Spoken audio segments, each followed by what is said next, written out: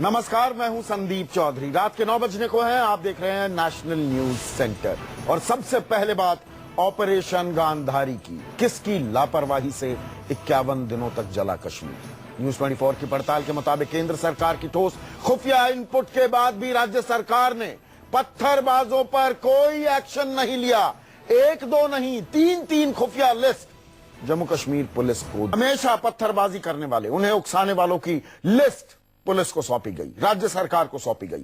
केंद्र की लिस्ट में हर बार नए नाम जुड़ते गए, लेकिन जम्मू कश्मीर पुलिस ने, जम्मू कश्मीर सरकार ने आंखों पर पट्टी बांध ली। न्यूज 24 की पड़ताल के मुताबिक अगर पुलिस ने वक्त पर, समय पर एक्शन लिया होता तो हालात इतने ना बिगड़ते, कश्मीर इतने दिनों तक नहीं जलता।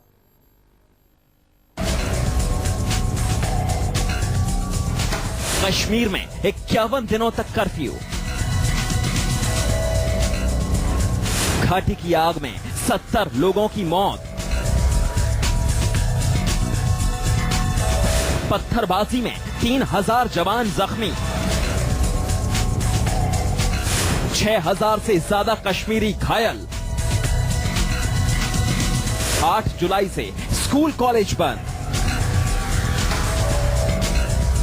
बच्चों की पढ़ाई लिखाई चौपट, नौकरी वाले घर बैठे, दुकानों के शटर डाउन। 51 दिन में 6500 करोड़ का नुकसान। क्या कश्मीर को जलने से बचाया जा सकता था? क्या घाटी में पत्थरबाजों को रोका जा सकता था? न्यूज 24 ने जानना चाहा, आखिर घाटी में इतने दिनों हालात बिगड़ने की असली वजह क्या रही? पत्थरबाजों के हौसले इतने बुलंद कैसे हो गए कि वो सुरक्षा बलों के कंट्रोल में नहीं आ रहे थे? न्यूज 24 की पड़ताल के मुताबिक केंद्र सरकार ने बार बार जम्मू कश्मीर पुलिस को घाटी के खलनायकों की लिस्ट सौंपी, लेकिन राज्य सरकार कान में तेल डालकर चुपचाप बैठी रही। 15 अक्टूबर 2015 पहला खुफिया इनपुट, 500 पत्थरबाजों की लिस्ट। केंद्र सरकार ने घाटी में पत्थरबाजी करने वाले और उकसाने वालों की खुफिया रिपोर्ट राज्य पुलिस को भेजी, जिसमें हुड़दंगियों के नाम पते दर्ज थे। न्यूज 24 के हाथ लगी ये वो इंटेलिजेंस की एक्सक्लूसिव रिपोर्ट है जिसके तहत अक्टूबर 2015 में ये रिपोर्ट सरकार को सौंपी गई थी और 500 पत्थरबाजों के नाम इसमें लिखे गए थे जिनके खिलाफ सरकार को कार्रवाई करनी थी। इसके बाद ये रिपोर्ट दोबारा एक बार फिर से इंटेलिजेंस की तरफ से अप्रैल 2016 में सरकार को सौंपी गई और इस बार पत्थरबाजों और पत्थरबाजी कराने वालों के नाम 800 तक पहुंच चुके थे, लेकिन सरकार ने कोई कार्रवाई नहीं की और यही कारण है कि जो हालात घाटी में एकदम से बिगड़ गए। दूसरा खुफिया इनपुट, 800 पत्थरबाजों की लिस्ट। न्यूज 24 की पड़ताल के मुताबिक जम्मू कश्मीर पुलिस ने खुफिया इनपुट को गंभीरता से नहीं लिया। लिस्ट में दिए नामों की धरपकड़ की कोई कोशिश नहीं हुई। 5 अप्रैल 2016 तीसरा खुफिया इनपुट, 1200 पत्थरबाजों की लिस्ट। न्यूज 24 को मिली एक्सक्लूसिव जानकारी के मुताबिक हिजबुल मुजाहिदीन आतंकी बुरहान वानी के एनकाउंटर में मारे जाने से ठीक 3 दिन पहले भी केंद्र ने घाटी के 1200 खलनायकों की लिस्ट भेजी थी, जिसमें उनके घर का पता और गाड़ियों के नंबर तक दिए गए, लेकिन पुलिस प्रशासन बेखबर रहा। इंटेलिजेंस एजेंसियों द्वारा तैयार की गई न्यूज 24 के हाथ लगी इस खुफिया रिपोर्ट में 1200 लोगों के नाम दिए गए हैं जो घाटी के अंदर पत्थरबाजी करते हैं और कराते हैं।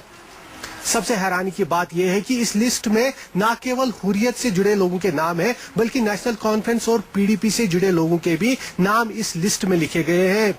इसमें साथ साथ ये भी डिटेल दी गई है कि पत्थरबाजी के दौरान पत्थरबाज कौन सी गाड़ियों और कौन से मोटरसाइकिल का इस्तेमाल करते हैं।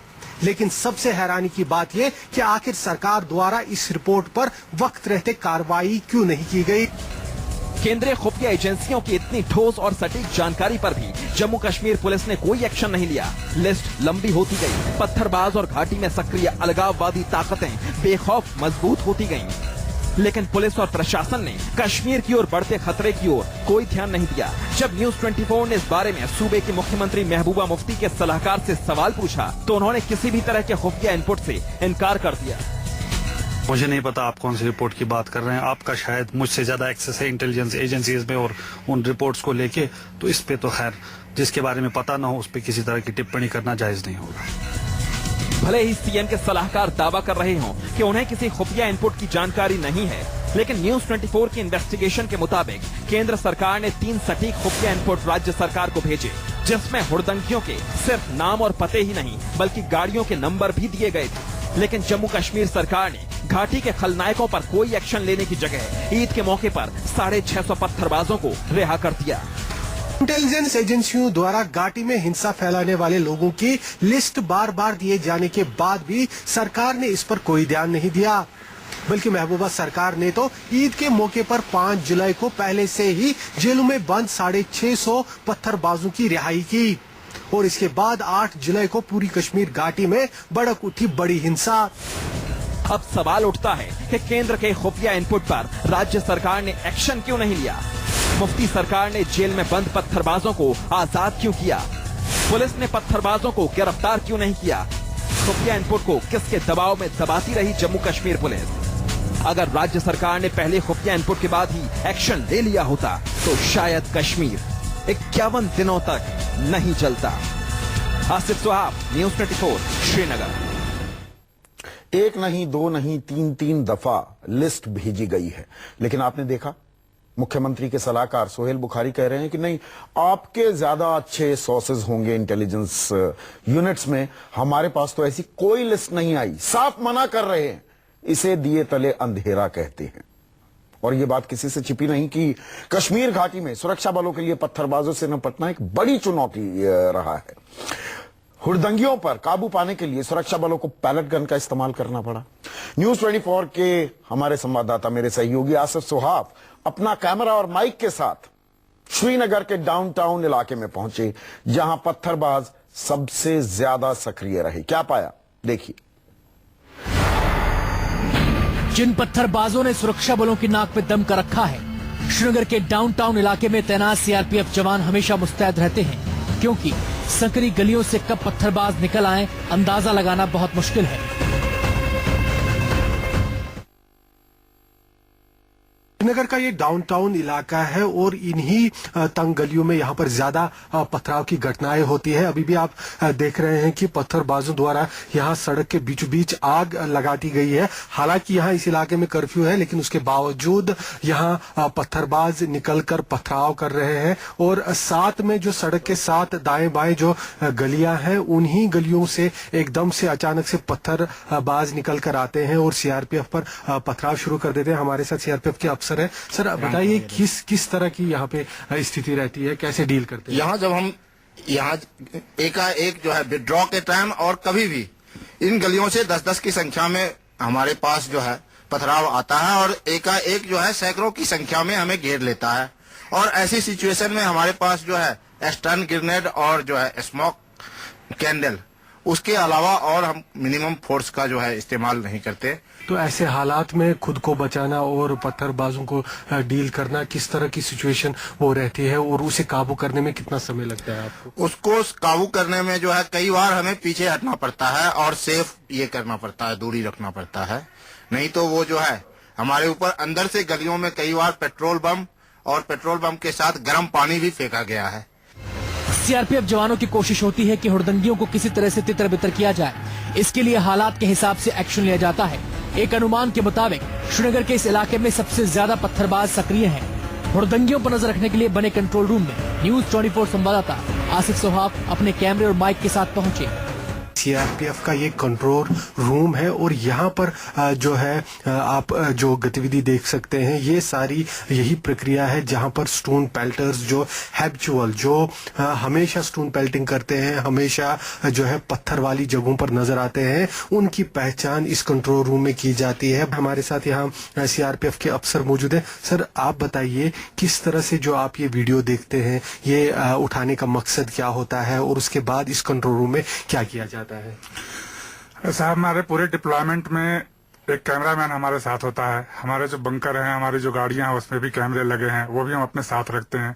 ड्यूरिंग डिप्लॉयमेंट या विड्रॉल के टाइम जो पत्थरबाजी होती है, उनका हम बड़े स्तर पे बड़े कैमरे से, जूमिंग कैमरे से पिक्चर लेते हैं, उसको लाके अपने कंप्यूटर पे एनालाइज करते हैं और ये देखने की कोशिश करते हैं कि कौन से ऐसे लड़के हैं जो रेगुलर यहाँ आ रहे हैं। जो आप इस फुटेज में जो आप सारे वीडियोस देखते हैं, इसमें आपको क्या लगता है जो स्ट्रेटजी होती है, क्या आगे कौन से लोग रहते हैं, पत्थर कौन से लोग मारते हैं, भीड़ कितनी होती है, इस बारे में हमें बताइए। मैक्सिमम टाइम पे देखा गया है कि ये 5 साल से 10 साल के बच्चों को आगे रखते हैं, उसके बाद ये इसके पीछे वो पत्थरबाजी करते हैं। अगर हमने रिटेलिएशन में कुछ किया तो ज्यादा चांसेस ये रहते हैं कि इन बच्चों को चोट पहुंचे, जिसका एक बनता है बच्चे घायल हो जाते हैं। सुरक्षा बलों के जवान अब लगातार पत्थरबाजों की धरपकड़ में लगे हैं। अगर जम्मू कश्मीर पुलिस अक्टूबर 2015 में पहुंचे पहले खुफिया इनपुट के बाद एक्शन में आ गई होती तो शायद ये इतने संगठित नहीं हो पाते। सीआरपीएफ का कहना है कि पत्थरबाजों को पूरी प्लानिंग के तहत पैसा दिया जाता है। कुछ जो इंस्टिगेटर्स हैं या मोटिवेटर्स हैं या जो इनको फंडिंग करने आते हैं, वो लड़के कहीं ना कहीं और बाहर से आते हैं। उसमें अभी काफी हद तक कमी आई है जब से ये नाइट डोमिनेशन शुरू हुई है, डिप्लॉयमेंट शुरू हो गई है, क्योंकि अब उनका मूवमेंट जो है वो रिस्ट्रिक्टेड है। पहले क्या था, विड्रॉल होता था, उसके बाद इजीली देवर रोमिंग अराउंड। हर हिंदुस्तानी का चैनल न्यूज 24 आपको पहले ही दिखा चुका है कैसे घाटी में पत्थरबाजों को पाकिस्तान से खाद पानी मिलता है, हुड़दंगियों के असली आका कहां बैठे हैं और किसके इशारे पर सुरक्षा बलों पर पत्थर फेंकते हैं। 95% लोग पीसफुल तरीके से इसका रेजोल्यूशन चाहते हैं, that means there is a political problem. मगर 5% लोगों ने इसको हाईजैक किया है, तशद्दुद करके वो इस पटरी को रेल से उतारना चाहते हैं, बिकॉज कहीं भी दुनिया के कोने में आज तशद्दुद के लिए कोई जगह नहीं। अगर आपने किसी भी इश्यू को बदनाम करना है तो आप तशद्दुद पे उतर आइए, कोई आपकी बात नहीं सुने। ईद पर पत्थरबाजों की सजा माफ करने वाली मुफ्ती सरकार भी मानती है कि घाटी के अमन चैन को सिर्फ 5% लोग तबाह करने पर तुले हैं। मुट्ठी भर हुड़दंगियों की साजिश ने कश्मीर घाटी के लोगों को घर के अंदर रहने पर मजबूर कर दिया है। क्या अब कश्मीर के लोग अपने असली दुश्मनों को मुंहतोड़ जवाब देंगे? आसिफ सोहा, न्यूज 24 श्रीनगर।